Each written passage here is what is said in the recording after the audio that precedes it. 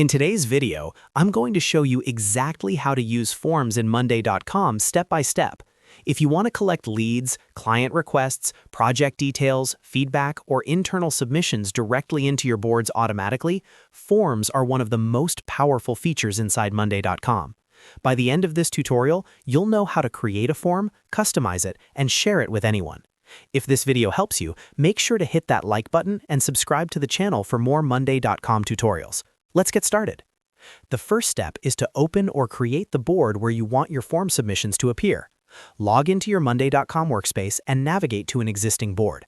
This is important because every form in Monday.com is connected to a board, and every submission becomes a new item inside that board. If you don't already have a board set up, click on the plus button, choose Add, and then select New Board.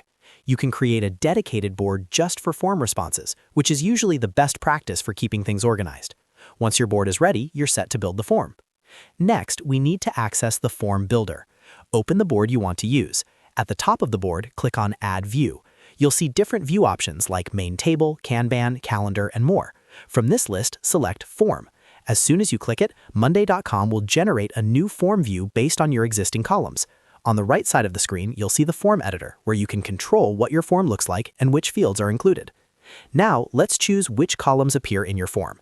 The form automatically pulls in columns from your board, and each column becomes a question or input field. Some of the most useful columns for forms include text for names or titles, email for contact information, phone for direct numbers, status for tracking stages, drop-down for selectable options, files for uploads, and long text for detailed responses. If there are columns you don't want in the form, you can hide them. If you need additional fields, simply go back to your board, add a new column, and it will become available in the form builder. Once your fields are set up, it's time to customize your form. Click on Form Settings, usually located in the top right or sidebar of the form view. Here you can add a form title that clearly explains what the form is for. You can also include a description to give users instructions or context. If you want a more professional look, upload your company logo and adjust the theme colors to match your brand.